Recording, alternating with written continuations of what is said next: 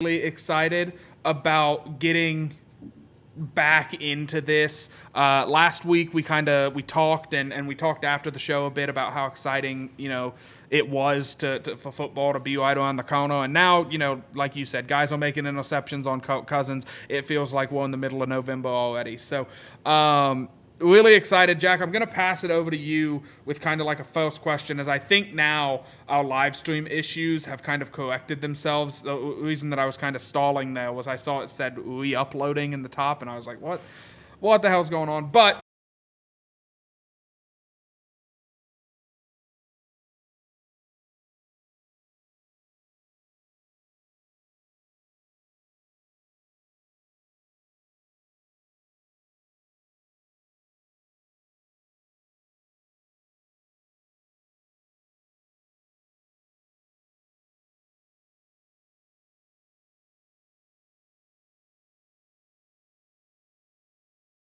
bulky, if you're a 10-year veteran, it really shouldn't matter. If you're the best player at that position on the field, I think it's warranted that you get a legitimate shot to make impacts on the field from day one. So I'm excited to see how that works out. If I had to give a better answer that was a little bit more about a certain position, I think you already kind of alluded to it.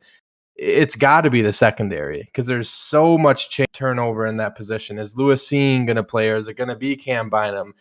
I don't know how this is going to affect things, but Patrick Peterson re-signed. Obviously, I think he's the favorite to be that starting CB1, excuse me. Is it Andrew Booth? Is it Cam Dancer opposite of him? Or is there a list of the options, but is there a legitimate chance that Cam Dancer and Andrew Booth are the starters and Patrick Peterson is not starting? I'm excited to see what shapes up in the secondary, because at the end of the day, that was kind of the weak link over the last two seasons for the Vikings. I'm excited to see some new faces in there and kind of get to see how these guys play a little bit and kind of go from there. I think you might be muted. I am muted because I had to type something and I have a very clicky keyboard. I think that there's a lot to be off the top of my head from last year's draft class. I don't know, Jalen Twyman going to be good at defensive tackle. I'm probably this close to buying a Jalen Twyman jersey because I feel like I'm really pounding the table that he should stout a lot of snaps for this team. So I think it's going to be exciting. I think we're going to give you a couple of. I got to grab something to play with, or so I'm going to be swinging my hands all over the place. I think we're going to go into a couple of position battles that we're kind of excited for. Throw some names out, maybe throw out a dark horse guy. I did my first fantasy football mock draft tonight, and if I end up with the team that I mock draft, I'm going to win my league again. Which will be pretty nice. I'll go from a second place finish to a first place finish to another championship year. That would be pretty cool. But Jack, I'm gonna kick us off here. I think I'm gonna ask you a question instead of just telling you like, oh, this is who I'm gonna ask you: is KJ Osborne already the wide receiver 3 for this team and there's little to no competition, or do you think that guys like Jalen Nailor, guys like Amir Smith-Marset, if they have up their game or they present enough of a challenge, they can take that stouting, third wide receiver role from him?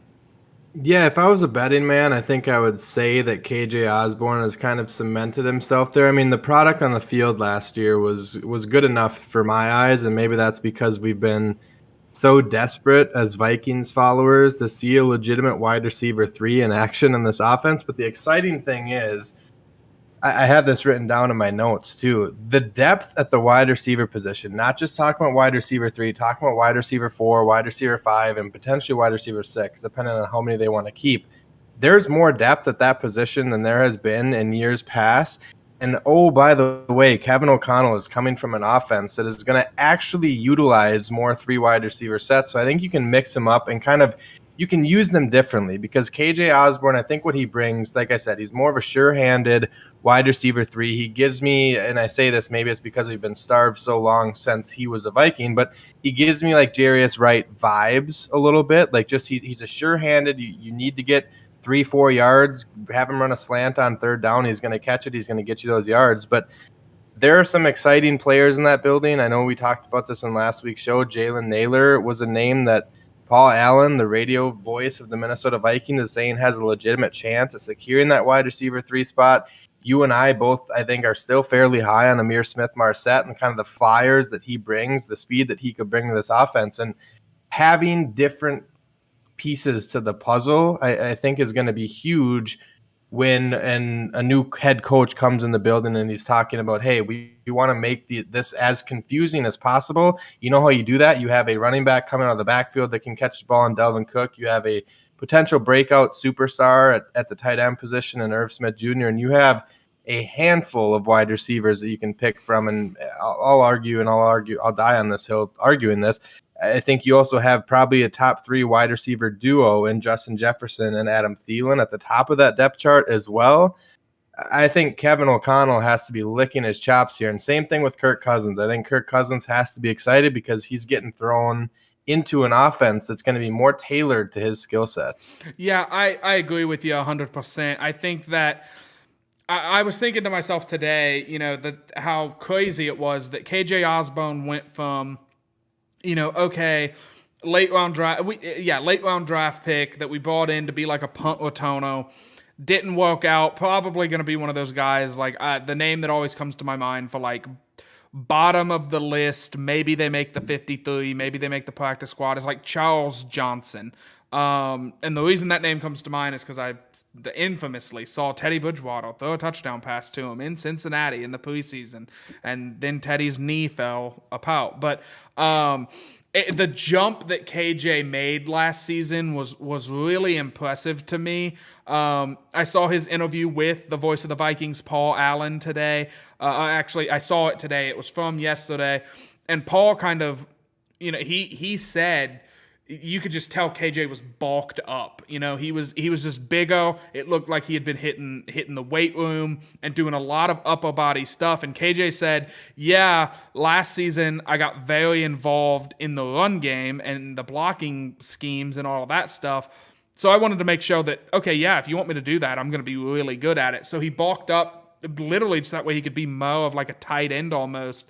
But I don't think he lost any of that speed, any of that explosivity that we saw out of him last year. So I'm really excited to see that. What's a position group that you're looking at, going into this training camp that you're like chomping at the bit to talk about? Because I'm personally excited to see all the one-handed catches. They're the highlight plays. It's exciting. I'm typically a defensive guy, but I think you can see a little bit more flash out of a wide receiver than you can a defensive tackle. What's somebody that you're looking at or a group that you're looking at? Yeah, I already kind of talked about this a little bit, but I think we can dive into it a little bit deeper. I think it ties in perfectly with what you were just saying because it's the best athletes on the field just across from those wide receivers, and those are the cornerbacks. And I am pumped. I'm going to be out at training camp in a couple weeks. I'm going out there. I think it's a Friday I'm going out there. But I'm excited to just see the battles going on between the wide receivers and the cornerbacks because I think it's pretty clear that I think the wide receivers have a little bit of an edge in terms of talent or proven talent. I'll say that because you have some young guys at the cornerback position. And that, like I said earlier, it was just it was a frustrating thing to watch when Mike Zimmer, your head coach, is supposed to be this cornerbacks guru, and I think it's fair to say that he was that for a few years, but then the last couple of years it just didn't work out. You had youth in that secondary that weren't prepared to go up against Aaron Rodgers in week 1 a couple of years ago, and it was ugly. So I think there's nowhere to go but up from here at the cornerback position. And I think you and I, that Andrew Booth selection was my favorite pick of this draft class. I think the more film I watch, the more I read about Caleb Evans. I'm very excited about him. Kwesi Adofo-Mensah had a quote right after the draft. He was talking about it, and he called him one of those guys that he watched film in the dark watching. And he straight up said, is this a player that the NFL is missing on? Is there something that we're doing wrong with our jobs? Because they thought he was that talented. So they think very highly of Caleb Evans. Actually just hit 20,000 followers on Twitter and dyed his hair purple. So he's quickly becoming a fan favorite for the Vikings fan base as well. But then you have Patrick Peterson there as well, who I think is going to play that Terrence Newman role. And I think these young guys can really learn from him. I mean, I actually think it was Evans that said he idolized Patrick Peterson growing up. So having that figure in the locker room is going to be huge for those guys. Chris Boyd is still there, and I'm just excited to see kind of how that competition plays out. Obviously, they went out and got Chandon Sullivan as well. I think he's kind of favored to be that starting nickel cornerback, but that's another thing that we didn't really talk about much last week. Is it a possibility that we see Patrick Peterson, Cam Dancer, and Andrew Booth all start in week one if Andrew Booth bumps down into the slot? I'm curious to see how that all plays out. And then obviously the back end of that secondary, which I alluded to earlier, is it Cam Bynum? Is it Lewis Cine? Are we going to start seeing some crazy 3 safety looks that we've been teased in years past, but I don't think we've seen as much of it as you and I would like? Because I love those, if you can get that big safety look, like the Jaron Kearse look that we had always kind of called for that never really panned out here in Minnesota, obviously. But I think if I had to put pen to paper and circle something that's my favorite position that I'm going to be watching throughout training camp, I think it's the cornerback position. And like I said earlier, got off to a hot start with rookie Andrew Booth Jr. Undercutting a Justin Jefferson route, picking off Kirk Cousins in fashion. I think Will Ragetz tweeted it out. He was actually like sliding to the ground when he caught it as well. And I thought I saw another beat reporter said it likely would have been a pick six. So that's exciting. And they kind of littered that position with youth, and I'm excited to see how that turns out. Yeah, I 100% agree with you. It looks like we've lost Facebook on the show. So I made a quick post from the show saying like, hey, here's the YouTube link, because we are still up on YouTube. So we're just going to keep trucking, and if I need to post it later, I will. But no, it is pretty shocking to me that Andrew Booth Jr. is getting the time that he is getting with the ones. I feel like, and you brought this up, and I don't want to just like rehash it, but it does feel like under Zemo, I mean, Justin Jefferson didn't start his first 3 weeks in the NFL. What are we doing? You know what I mean? Like, and it's this old school mentality of like, oh, you have to own your stripes and you have to win the position. No, let's be honest. Me and you both thought Andrew Booth was like a top first round guy. Maybe not top, but he was a first round talent. We got him in the like late second round, I want to say, and like, he's a steal. He's a stud. He put him out there. You know what I mean? Like, just throw him out there. Let him play. Let him share snaps with Cam Dantzler. See, Chandon Sullivan. Find what works. I don't care if you have 5 minutes of football experience or 50 years of football experience. If you can ball, you can ball. And that's what I like about this coaching staff is it does seem like they don't have this, you hear it in baseball all the time, like unwritten rules. It doesn't feel like this coaching staff is going to have a lot of that.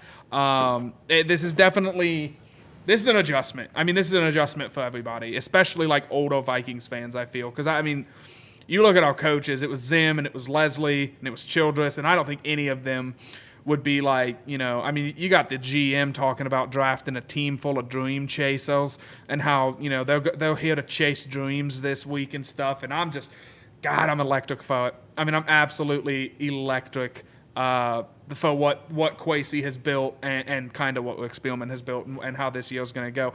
I want to talk about expectations a little bit because as fun as it would be to break into the right guard position, and I think we can touch on that a little bit later, we kind of talked last week about Justin Jefferson and how Cousins should be unleashed a little bit. I want to put numbers on it and not like, if he doesn't throw for 5,000 yards, he's bad and we have to get rid of him. But, he's had, I think, really good stats in Minnesota this season.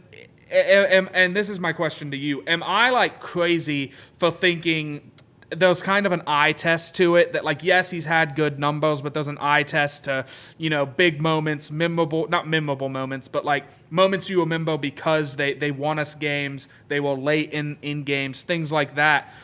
I kind of want to see him up that, and I think in this offense, it's going to be doable. He's not going to have to, lead a fourth quarter comeback because he's just going to already be winning. What are you expecting to see his stats like jump? Because I mean, if he's thrown for 4,300 yards last year, I mean, if they jump, I mean, are they jumping to 5,000? Like, are they jumping that significantly?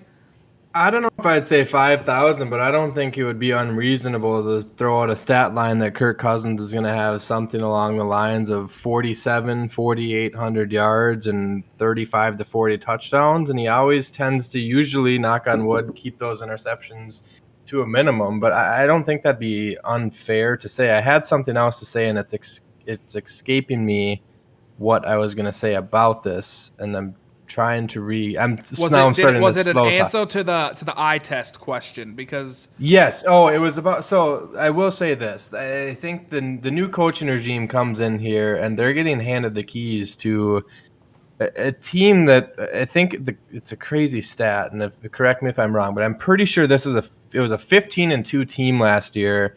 If you eliminate the final 2 minutes of the first half and the final 2 minutes of the second half, that is insane.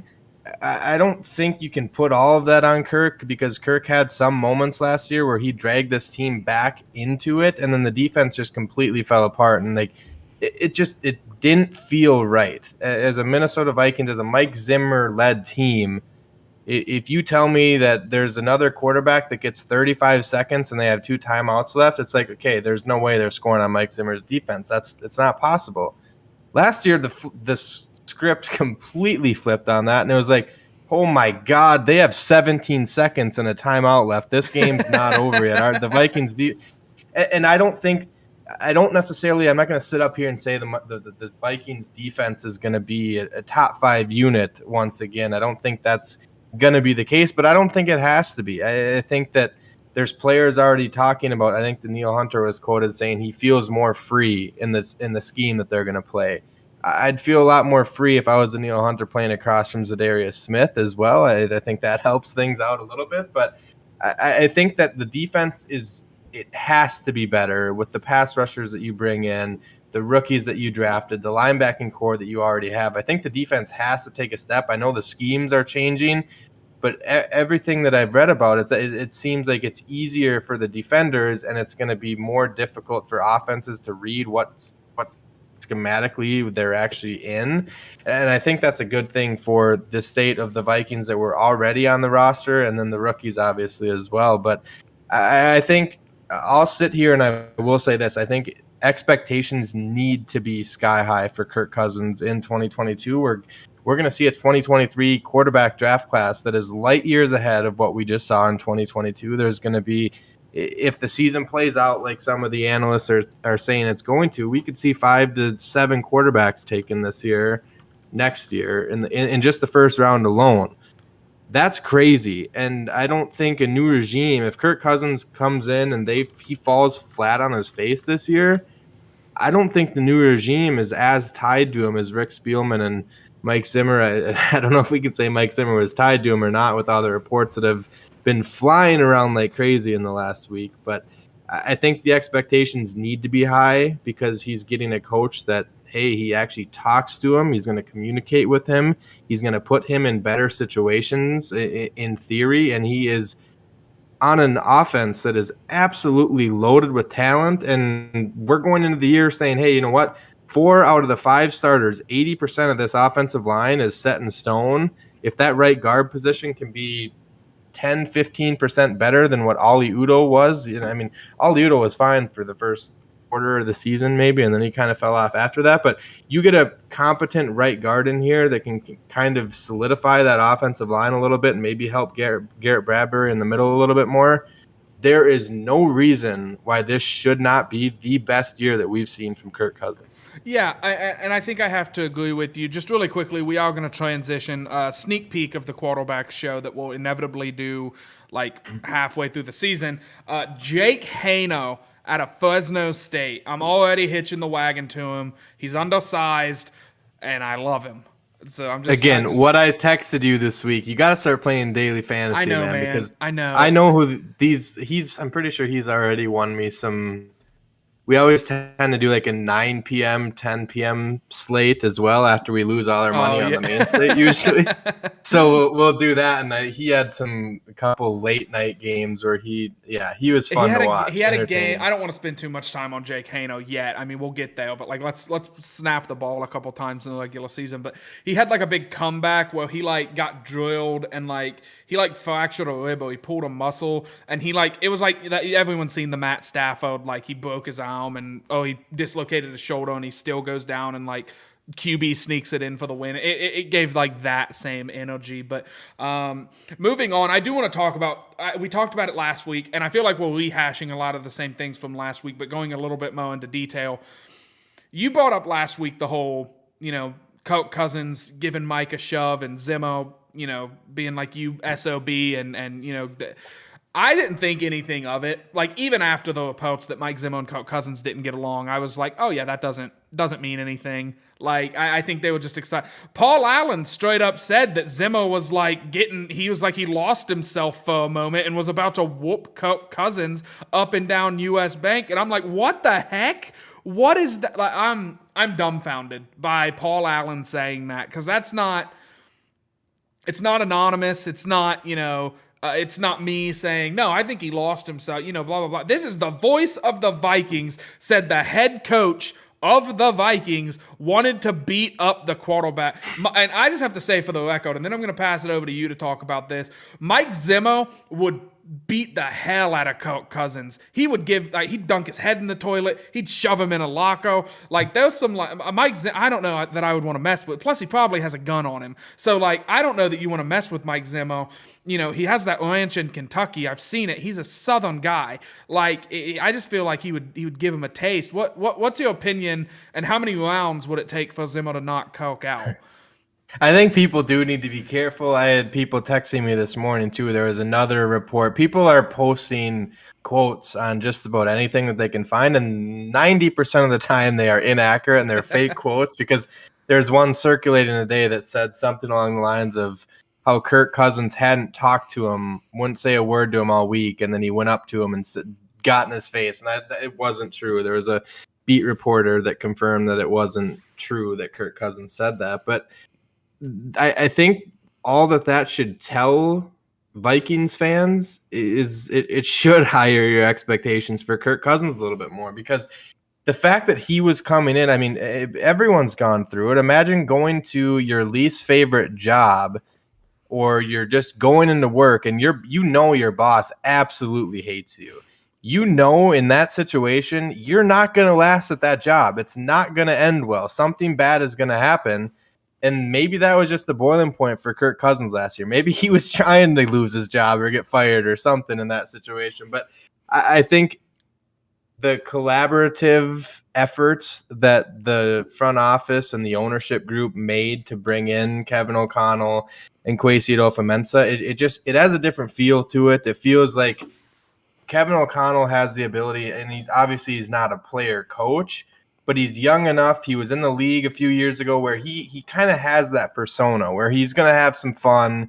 He's going to talk some trash with Kirk, but at the end of the day, he's going to be buddy with him. I've seen there's a video circulating, it had to have been from minicamp, of him just kind of talking with his guys and kind of giving them grief. And I love that. You didn't see that so much with Mike Zimmer outside of the Anthony Barrs, Harrison Smiths, Everson Griffins, the guys that were his guys. And I think in today's NFL, you have to have a head coach that is willing to adapt. And Mike Zimmer, I loved the tenure that Mike Zimmer. We probably come off sometimes on the show as anti-Mike Zimmer. That's not the case. Mike Zimmer gave us probably my favorite era of Vikings football in my lifetime. We had a lot of fun in that era. Mike Zimmer, ton of respect for him. I think it was time to move on, and I think what they moved on to was the right step in the process of trying to get to a Lombardi Trophy. And I mean, that was the goal all along for the Wilfs, and I'm excited to see kind of how that partnership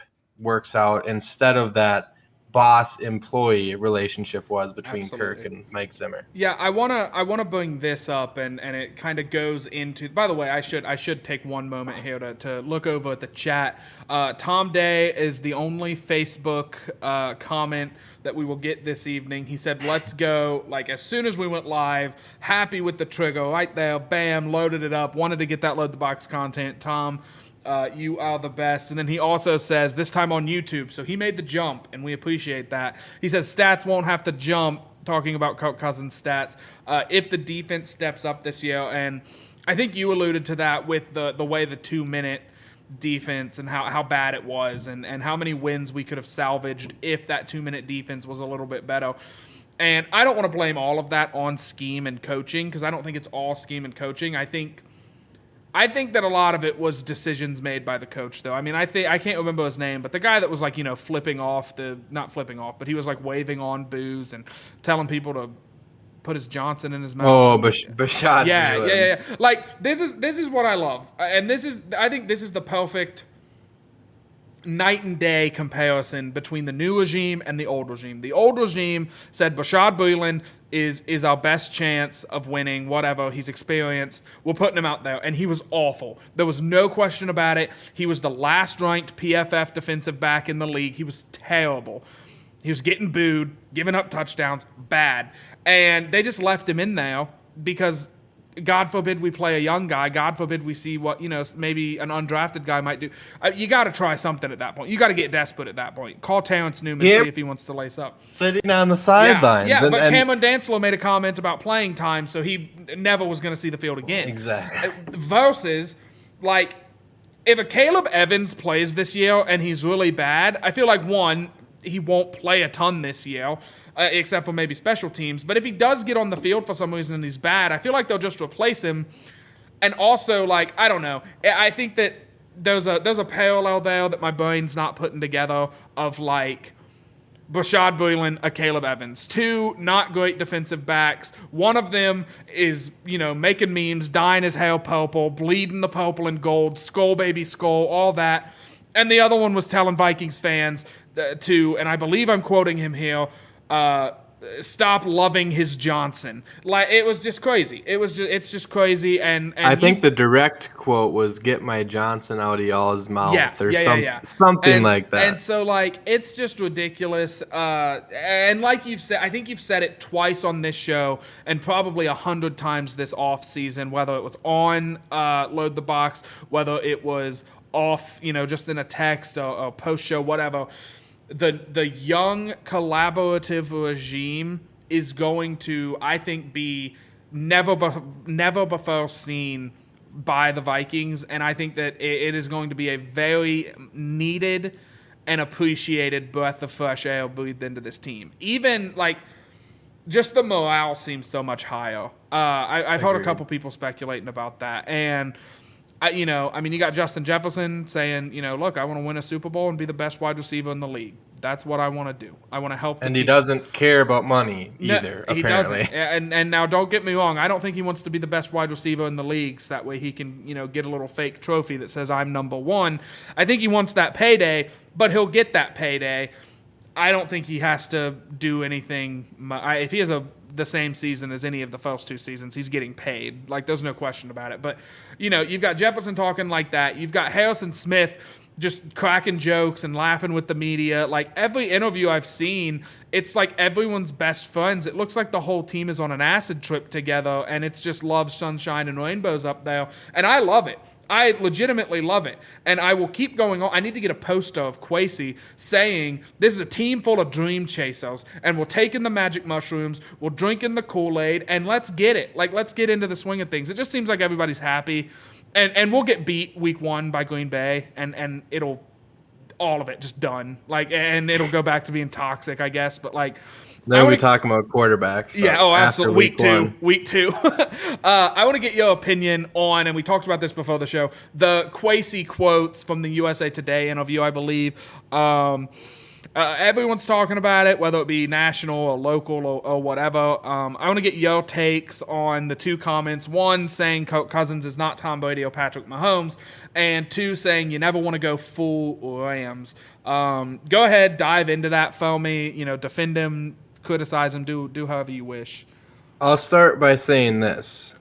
What I think of Kirk Cousins, I think I am on this show. I know we both kind of go back and forth. I think I am more or less the more optimist for Kirk Cousins. I've always seen the bright side of what he can bring to the table.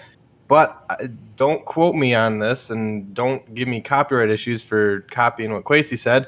Kirk Cousins is not Tom Brady or Patrick Mahomes. I think the rest of the world knows that. I think the fans over in London are fully aware of that, and I don't even know if they're true NFL fans quite yet. I think they're getting there. The Jags fans. Yeah, huge Jags fans. Good luck this year, by the way. Excited to see how Trevor Lawrence pans out. But I'm not going to sit here and look too into that. I know the rest of the national media and the local media is going to. And I think I said this to you before the show, and I'll say it again. I think we're going to lose out on a lot of fun quotes, if you will, out of Kwesi Adofo-Mensah because of this. I hope this doesn't change who he is as a person, because who he is as a person, what he's brought into the organization, I love it. Like what you were just saying, we're a building full of dream chasers. Are you ready Incredible. to come chase dreams with us? Incredible. Who says that? We haven't had a pure gold moment like that out of a GM in my lifetime, I don't think. And it's year one with the guy. The guy is, I don't know. He makes me happy, so I can't imagine what it is like being a player underneath him. Could you imagine getting that phone call on draft night? Oh my and God. you pick up, and if it was Rick Spielman, he'd be in a suit with shoulder pads and all this stuff, and he'd say, "Hey, you want to be a member of the Minnesota Vikings? Congratulations, here's the coach." And Kwesi's like, "Hey, guy, we're building a building full of dream chasers. You wanna hop on the rainbow and just ride it all the way into the sun?" It's great. I agree with you. I love him. And it's not even stopping just that. Like the connections. And I'm not saying Rick Spielman didn't do that. You have to do that in the scouting world. You have to be able to make connections with these players. But Brian Asamoah, take him as an example. They both come from Ghanaian. I think I missed this. Now I'm mixing up every word that I'm trying to say. Ghanaian descent. They both come from. Wow, I don't know what just happened. I think my brain just completely shut down on me there for a second. But yes, that connection that they made on draft night, talking about that on the phone, like hugging each other on the field when they met each other. I love that. And we didn't really get those moments really from Rick Spielman. I know we got the cool Jalen Twyman crying phone call, but that was all Jalen Twyman. That wasn't Rick Spielman. It was just the connections he's building, the connections we're already seeing that Kevin O'Connell has with his players. I think it's huge. And I don't want to look too much into that quote because, like I said, I don't want to be reading this typical next question. You know, are we going to trade Stephon Diggs? Absolutely not. No, we're not going to do that. I don't want this statue up there just reading from a script. I like this new mojo that they bring with them. And who cares that he said that Kirk Cousins isn't Patrick Mahomes or Tom Brady? There's never going to be another Tom Brady. And then they bring up probably the most talented quarterback, in my opinion, in the NFL right now and within that youth movement. Of course, Kirk Cousins isn't that. Kirk Cousins needs more help than that. Kirk Cousins knows he needs more help than that. Kirk Cousins isn't spinning around and running around in the backfield for 10 seconds and slinging it across his body 75 yards on the field. Obviously. And he doesn't have 7 Super Bowl rings. He's not a proven champion like Tom Brady, the greatest player to ever step on a football field. We know that. And yes, the media is going to take whatever they can at this time and place because that's what they do. I mean, they need storylines to come out of training camp, and that's what they got with this article from Kwesi Adofo-Mensah. And I don't want to look too much into it because at the end of the day, what the GM says really doesn't matter. The product on the field and how Kevin O'Connell shapes his guys that they collaboratively chose together as a team, that is what's going to matter. And like I said, it's training camp. They want the storyline. Yep. They got it. It's going to be old news in 3 days down the road from now. Right. Yeah, I think that my take on it is very similar to yours.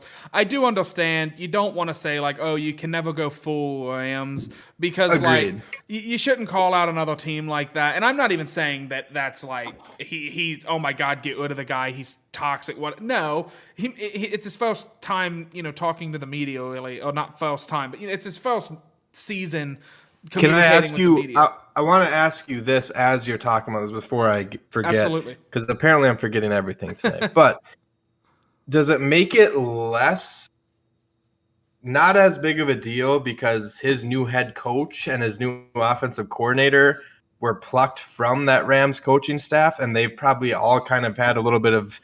They've probably joked about it. So I was curious if what your thoughts would be on that. If Yeah. Kevin O'Connell is coming in saying, "Hey, we just sold the entire future of the organization for a Super Bowl ring." I don't know. Maybe that conversation isn't being had behind closed doors, but I wanted to see if that would change anything. I don't think it does. I think the main factor in it is that the Rams just won a Super Bowl. Now, if the Rams lost, as they should have, to DeMeco Ryans and the San Francisco 49ers, then I think that quote, I would be like, oh yeah, that's fine. Like, yeah, you don't want to go full Rams. The Rams, I think if the Rams don't win that Super Bowl, they're not the favorites this season. Like, it's a similar position that I'm taking here when Tom Brady and the Patriots, they won the Super Bowl, and then the next season they returned all 22 starters. And I said, this team was 10-6. It wasn't like they went undefeated. This is not a good thing. Like, they should have upgraded in certain areas. And it's similar to that with the Rams this season, I think. Well, I think that just because they are favored and they did just win a Super Bowl, you do want to go full Rams. You want to do whatever it takes to bring a Super Bowl back to Minnesota, not back to, for the first time. You want to introduce the Lombardi Trophy to its next door neighbor in Minnesota and bring it, where it rightfully belongs, which is in US Bank Stadium, the most beautiful stadium in the NFL. But I like what you bring up though about how we're going to lose Kwesi's baby-faced optimism and openness to the media, and I don't want to do that. I think it's really cool to hear the GM of my favorite football team talk about how, draft picks are like bets that you make at a casino, and to have these conversations with Paul Allen about how a first round pick is a huge bet, so you have to kind of, you got to play it safe, but you want to hit big, so you want to take a little risk, and he goes into like how his brain operates around picking players in the draft, and I'm like, that's really cool, and I don't want to lose that. I don't want to lose him talking about, yeah, look, we want to make the team better this season, but we don't want to make the team worse in 2 seasons. We want to be good every year. We want to build a dynasty. That's what everybody wants to do. They want to win, and then it's not like you win and you retire. You win, and then you want to win again. So I think we're in danger of losing that. I hope the national media backs off. I hope the local media backs off. And he didn't get hammered. I think he had a really good, this is the last thing I'll say about it, I think he had a really good response to the question he was asked about it in his press conference, where he said, like, I'm going to get better as a GM. There are things that I'm still learning about, how open to be, who to be open with, what to say, what not to say. And he's kind of just vomiting whatever's in his brain out onto the page for that article, which I think is amazing. The issue is when he says, yeah, like, not every team has Tom Brady, not every team has Patrick Mahomes, and you want a guy like that, but not every team has it. Everyone immediately says, he hates him. He wanted to draft Kenny Pickett, like, they jump and they reach and they do all that. But like you said, it's the off. We didn't do a show for 5 weeks because there was nothing to talk about, and we wanted to enjoy our golf games and time with our families and our homes and whatever. And some people gotta talk about this stuff to make a living, and good on them. I'm not knocking them, but I hope we don't lose that. But I want to bring up. I'm going to give. Do you have any other topics that you wish to get into before we hop out of here? I don't think so. I think I'm good for. There'll be. I think our shows will only get more entertaining as camp goes on and the pads go on and we start to see more and more and hear more and more. But yeah, I think we covered the majority of it, and I'm sure we'll talk about more position battles. I think here. I'll give the spiciest tease that I can for next week's show. Next week on Load the Box, which by the way is brought to you by the wonderful people at Unified Athletic Wear. Head on over to unifiedathleticwear.com to get yourself softball jerseys, hats, sunglasses, volleyball, lacrosse, wrestling singlets. I mean, they got it all. If it involves a ball or athleticism, you can get it at Unified. They also have some really cool, just like sweatpants, joggers, bold shirts. They just got cool stuff, man. I mean, they just got cool stuff. They released some sunglasses. I still haven't got a pair because I swear every time they release them, they sell out in 15 minutes. And I say, oh, I'll get a pair of those like next Friday or something. Payday rolls around. I might get a new pair of sunglasses. And then they're gone. So check it out. They're really electric. But next week on Load the Box, brought to you by Unified, we're going to discuss the right guard competition. And I think it might get pretty heated. I think Jack's pretty big on Wyatt Davis, and I think I'm going to be pretty big on Ed Ingram. And I might, bring Jack's family into it. We'll get personal. We'll hurl insults at each other. It'll be a great time. So tune in for that. But other than that, I don't have anything. We got a lot of this, and man, we are so close to seeing Kellen Mond play 3 quarters of a preseason game, and then I can't even think of his name, the backup for the last 5 years. Sean Mannion play the 4th and final quarter, and I'm so excited to see Kellen Mond in a high capacity. It's going to be exciting. But that's all from me. I'll see you guys next week at 6 o'clock. Follow the show on Twitter at LTB Vikings. Have a good week. Jack, on to you. Yeah, I'm not going to do anything crazy. I think I'm just going to leave everybody with this. Football is back. It's here. We're getting close. It's July 27th. We're going to have, fast forward a month. We're 2 preseason games in already. 2 or 3. 2, 3. I don't have the schedule up in front of me, but like you just said, football is here. The pads are going to be on before we know it. We're going to be seeing videos of the pads hitting each other, making that sounds. I walked outside this morning. They were mowing my little development, and I was like, breathed it all in, fresh cut grass. I was like, football season's here, and it's a different feeling is in the air when football is back. So enjoy it. It's going to be a fun month, and it's going to be a fun season as well. And most importantly, Skol as always.